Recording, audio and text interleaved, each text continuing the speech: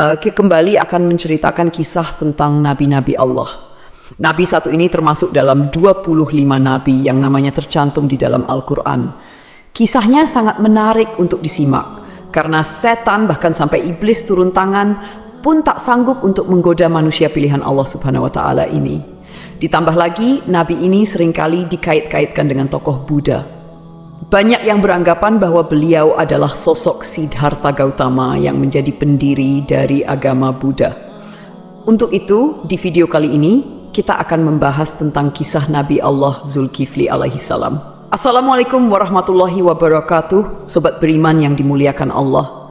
Alangkah lebih baik jika sahabat sekalian bantu channel ini terus berkembang dengan cara like, komen, dan subscribe.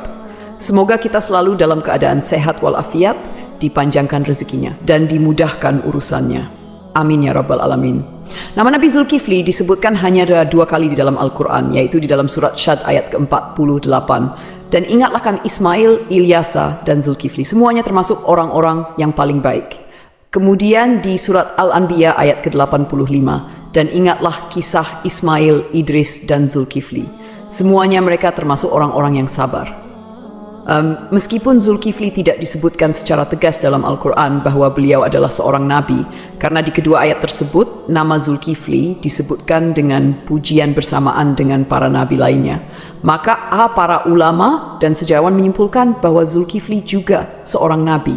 Menurut pendapat dari Imam Ibnu Katsir di dalam tafsir Al-Quran Al-Azim, beliau menegaskan bahwa Zulkifli adalah seorang nabi utusan Allah Subhanahu wa Ta'ala. Alasan beliau, tidak ada seorang pun yang namanya disebut dalam deretan nama nabi-nabi, kecuali dia adalah seorang nabi. Akan tetapi teman-teman, ada pula beberapa ulama yang menyebutkan bahwa Zulkifli bukanlah seorang nabi. Akan tetapi, beliau hanyalah seorang yang saleh dan adil. Di antara sekian banyak ulama yang berpendapat demikian adalah Imam Ibnu Jarir At-Tabari. Teman-teman, Zulkifli bukanlah nama sebenarnya. Itu adalah sebuah julukan atau nama kehormatan yang diberikan untuk seseorang. Di dalam kitab Ibnu Katsir, nama asli dari Zulkifli adalah Basyar atau Bashar. Disebutkan juga di sana bahwa Nabi Zulkifli adalah putra dari Nabi Ayub alaihissalam. Jadi nasab beliau adalah Basyar bin Ayub. Nasab lengkapnya adalah Basyar bin Ayub bin Amus bin Tawaf bin Rum bin Aish bin Ishak bin Ibrahim al-Khalil.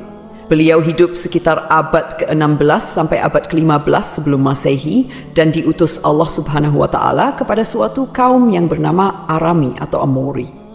Kaum ini adalah bangsa Romawi kuno yang tinggal di wilayah sekitar Damaskus, Suriah, dan Yordania. Di sanalah Nabi Zulkifli melanjutkan tugas kenabiannya dari ayahnya, yaitu Nabi Ayub. Ini adalah pendapat dari Imam Ibnu Katsir. Namun, para ulama lain ada yang berbeda pendapat tentang kapan masa diutusnya Nabi Zulkifli ini.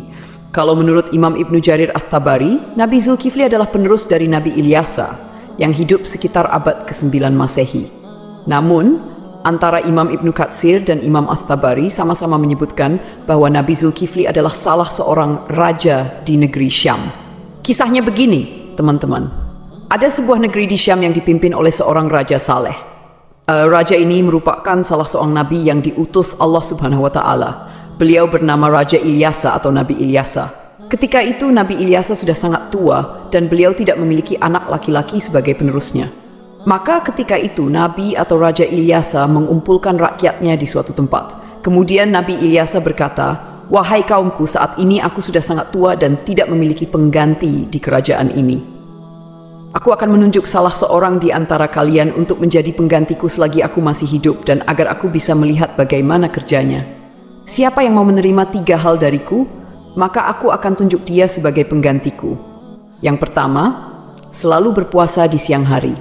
Yang kedua, selalu salat pada malam hari. Dan yang ketiga, dia tidak pernah marah seumur hidupnya. Siapakah dari kalian yang mau?"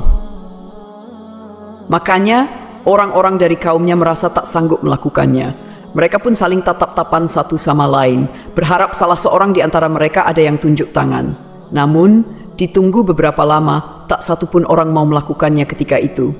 Lalu dari barisan belakang ada yang menyahut, "Saya, wahai Nabiullah." Suara itu berasal dari seorang laki-laki yang usianya masih sangat muda. Pemuda ini bernama Basyar. Kemudian Nabi Ilyasa berkata, "Wahai anakku, engkau masih sangat muda. Tugas ini sangatlah berat untukmu." Nabi Ilyasa pun menolak pemuda ini karena dirasa dia masih sangat muda dan terlihat masih sedikit pengalaman. Keesokan harinya, di tempat yang sama dan dengan orang-orang yang sama, Nabi Ilyasa berseru hal yang sama lagi kepada kaumnya. Tapi tetap saja ketika itu tak ada yang mau menerima tawaran tersebut, kecuali pemuda yang bernama Basyar. Dia kembali mengacungkan tangan, dan lagi-lagi Nabi Ilyasa menolaknya dengan alasan yang sama. Sampailah pada hari ketiga, Nabi Ilyasa berseru hal yang sama. Beliau berharap kali ini bukan hanya Basyar saja yang tunjuk tangan. Tapi ternyata teman-teman, sama seperti kemarin, ketika itu hanya Basyar yang tunjuk tangan dan menyanggupi segala persyaratan tersebut. Alasan detail Nabi Ilyasa menolak adalah karena selain dia harus menjadi raja yang menjamin kesejahteraan semua kaumnya, dia juga harus menjadi hakim yang adil, yang bisa berlaku bijaksana dalam memutuskan segala permasalahan kaumnya. Nah, karena Basyar ini masih sangat muda, Nabi Ilyasa khawatir dia tidak bisa berlaku adil dan bijaksana. Akhirnya, karena sudah 3 kali tidak yang mau, Nabi Ilyasa pun mengangkat Basyar menjadi raja sekaligus hakim. Namun, kegiatan yang dilakukan Basyar tetap dipantau oleh Nabi Ilyasa.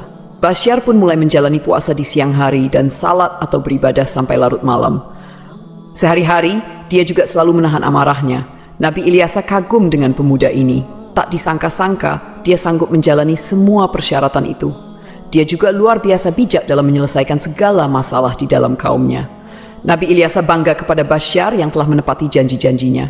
Karena itu, Basyar diberikan julukan Zulkifli, yang artinya sanggup, karena kesanggupannya menjalankan semua persyaratan. Ditambah lagi, dia selalu berlaku adil dan bijaksana. Sobat beriman yang dimuliakan Allah, kisah naiknya Zulkifli atau Basyar menjadi raja disampaikan oleh Imam Ibnu Katsir di dalam kitabnya yang berjudul Qisasul Anbiya. Hanya saja nama rajanya berbeda, bukan Nabi Ilyasa, melainkan di sana dituliskan raja itu bernama Yasa. Lain halnya di dalam kitab Ibnu Jarir, beliau menuliskan bahwa raja pada masa itu adalah Nabi Allah Ilyasa. Seiring berjalannya waktu, Nabi Ilyasa pun meninggal dunia. Kini Raja Zulkifli tak ada lagi yang memantau. Sepeninggal Ilyasa, Nabi Zulkifli memimpin negeri Syam dengan sangat baik. Zulkifli sangat mementingkan urusan rakyatnya daripada urusan dirinya dan keluarganya. Beliau memegang teguh janjinya untuk selalu berpuasa di siang hari, beribadah di malam hari, dan tak pernah sekalipun marah. Zulkifli selalu sabar dalam keadaan apapun. Di sisi lain, iblis kesalehan dan kebaikan Nabi Zulkifli dalam memimpin rakyatnya, serta begitu kuatnya dia memegang janji. Maka iblis pun tak tinggal diam. Kemudian iblis mengutus tentaranya, yaitu setan-setan yang sangat kuat, untuk menggoda Zulkifli supaya minimal goyah sedikit keimanannya. Berkali-kali iblis mengutus setan untuk menggoda, berkali-kali pula mereka gagal. Tak ada satupun setan yang berhasil menggoda Nabi Zulkifli ini. Akhirnya, iblis berinisiatif untuk turun tangan langsung menggoda Nabi Zulkifli. Dia pun mulai mencari waktu yang tepat. Teman-teman, di dalam kerajaan Nabi atau Raja Zulkifli ini, setiap harinya beliau sibuk dengan urusan kerajaannya. Setiap hari jadwal beliau dari pagi sampai siang adalah berangkat ke pengadilan di negeri itu untuk menjadi hakim dan menyelesaikan masalah-masalah rakyatnya. Kemudian, persidangan dilanjutkan kembali setelah beliau bangun. Persidangan pun berlangsung hingga sore atau malam hari. Malam harinya, beliau beribadah dan berdoa sampai larut malam. Keesokan paginya, beliau kembali ke persidangan. Begitulah rutinitas yang dilakukan Nabi Zulkifli setiap harinya. Zulkifli benar-benar merupakan figur seorang raja yang memuliakan seluruh rakyatnya. Melihat kesalehan Nabi Zulkifli, iblis pun mencari peluang untuk menggoda beliau. Kali ini, iblis berniat membuat Nabi Zulkifli marah, agar beliau melanggar janjinya kepada Nabi Ilyasa untuk tidak marah sama sekali. Akhirnya, pada suatu hari, iblis datang menemui Nabi Zulkifli dengan menyamar sebagai seorang kakek tua renta dan miskin. Hari itu, Nabi Zulkifli sedang merasa sangat lelah. Ketika jam istirahatnya tiba, beliau segera pulang lebih awal untuk tidur siang. Baru saja beliau hampir terlelap, iblis yang menyamar sebagai kakek tua mengetuk pintu kamarnya. Dari dalam kamar, Nabi Zulkifli bertanya, "Siapa itu?" Iblis menjawab, "Aku orang tua yang teraniaya." Nabi Zulkifli pun bangun dan membukakan pintu. Iblis kemudian mengarang cerita mengaku bahwa ia mengalami banyak perlakuan semena-mena dari kaumnya. Ia terus bercerita panjang lebar hingga waktu istirahat Nabi Zulkifli habis. Meski kelelahan, Nabi Zulkifli tetap mendengarkan cerita itu dengan sabar. Ketika tiba waktunya untuk kembali ke persidangan, Nabi Zulkifli berkata, "Wahai paman, engkau bisa meneruskan ceritamu nanti. Datanglah ke tempat persidangan sore ini. Aku akan membantu menyelesaikan masalahmu di sana." Nabi Zulkifli pun kembali ke persidangan dan menjalankan tugasnya sebagai hakim. Namun ketika sore tiba, kakek tua itu tidak kunjung datang. Nabi Zulkifli menunggu hingga malam hari, tetapi kakek tua itu tetap tidak muncul. Beliau pun pulang ke rumah dengan pikiran bahwa mungkin kakek tua itu akan datang esok hari. Keesokan harinya, Nabi Zulkifli seperti biasa duduk di persidangan untuk menyelesaikan permasalahan rakyatnya. Beliau menunggu hingga siang, tetapi kakek tua itu tetap tidak datang. Ketika waktu istirahat tiba, Nabi Zulkifli menutup sementara majelisnya dan pulang untuk tidur siang. Namun baru saja beliau tertidur, kakek tua yang sama kembali mengetuk pintu. Nabi Zulkifli membuka pintu dan berkata dengan lembut, "Wahai paman, bukankah sudah kukatakan padamu kemarin, datanglah ketika aku di persidangan. Aku akan menyelesaikan masalahmu di sana." Namun kakek tua itu kembali mengarang cerita, berbicara panjang lebar hingga waktu istirahat Nabi Zulkifli habis untuk kedua kalinya. Meski sangat lelah, Nabi Zulkifli tetap sabar. Beliau berkata, "Wahai paman, datanglah ke majelisku sore ini. Aku akan menunggumu di sana untuk menyelesaikan masalahmu." Kakek tua itu pergi dan Nabi Zulkifli kembali ke persidangannya. Karena tak sempat istirahat, beliau tampak sangat lelah dan mengantuk. Ketika sore tiba, Nabi Zulkifli mencari kakek tua itu di tempat persidangan, tetapi kakek tua itu tidak datang lagi. Nabi Zulkifli berdoa kepada Allah Subhanahu wa Ta'ala agar diberikan kesabaran dan keteguhan hati sehingga beliau tidak marah. Pada hari ketiga, ketika waktu istirahat tiba, Nabi Zulkifli pulang dengan cepat. Hari itu, beliau merasa sangat lelah, bahkan lebih lelah dari hari sebelumnya. Ketika waktu istirahat tiba, beliau menyampaikan pesan kepada para penjaganya, "Jangan biarkan siapapun mendekati pintu ini. Aku ingin tidur. Hari ini aku sangat lelah." Baru saja Nabi Zulkifli tertidur, iblis yang menyamar sebagai kakek tua kembali datang dan mengetuk pintu. Namun, penjaga pintu dengan tegas berkata, "Hai paman, raja sedang istirahat. Beliau tidak ingin diganggu." Kakek itu berusaha memaksa masuk dengan alasan, "Aku sudah memiliki janji dengan raja untuk bertemu hari ini." Namun, penjaga tetap tidak mengizinkannya dan memintanya menunggu hingga waktu istirahat selesai. Iblis pun pergi, tetapi kemudian dia menemukan sebuah lubang di atas kamar Nabi Zulkifli. Melalui lubang itu, iblis memanjat dan masuk ke dalam kamar Nabi Zulkifli yang sedang tertidur. Iblis mendekati Nabi Zulkifli untuk membangunkannya dengan tujuan membuat beliau marah. Saat terbangun, Nabi Zulkifli melihat kakek tua itu dan bertanya, "Hai paman, apa yang kau lakukan di kamarku? Bukankah aku telah menyuruhmu untuk menemuiku di persidangan?" Hampir saja Nabi Zulkifli marah, tetapi beliau menahan amarahnya dengan sekuat tenaga. Melihat Nabi Zulkifli tetap sabar, iblis merasa putus asa. Lalu iblis berkata, "Wahai raja, coba lihat aku. Apakah engkau tidak mengenali siapa aku?" Nabi Zulkifli memperhatikan lebih jelas dan berkata, "Engkau pasti musuh Allah." Kakek tua itu menjawab, "Benar, aku adalah iblis. Engkau membuatku tak berdaya dalam segala hal. Aku melakukan ini semua untuk membuatmu marah agar kau melanggar janjimu." Namun, iblis akhirnya menyerah karena tidak berhasil membuat Nabi Zulkifli marah. Lalu ia pergi meninggalkan kamar tersebut. Cobaan dari kaum yang menentang.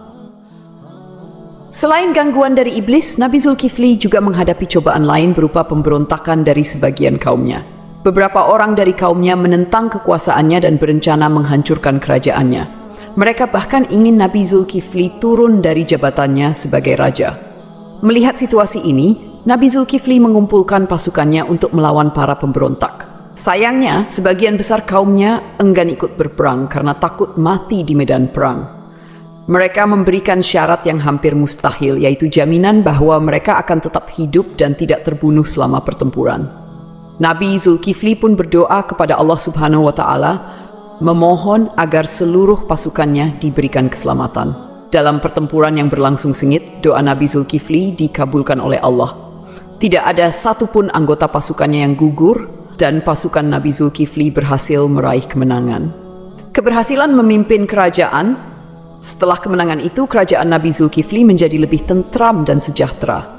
Nabi Zulkifli memimpin dengan keadilan dan kebijaksanaan, menjalani hidup dengan sederhana, serta selalu mementingkan kesejahteraan rakyatnya. Beliau dikenal sebagai pemimpin yang sabar, tidak pernah marah, dan selalu memegang teguh janjinya. Dalam tafsir Imam At-Tabari, disebutkan bahwa Nabi Zulkifli adalah penerus dari Nabi Ilyasa.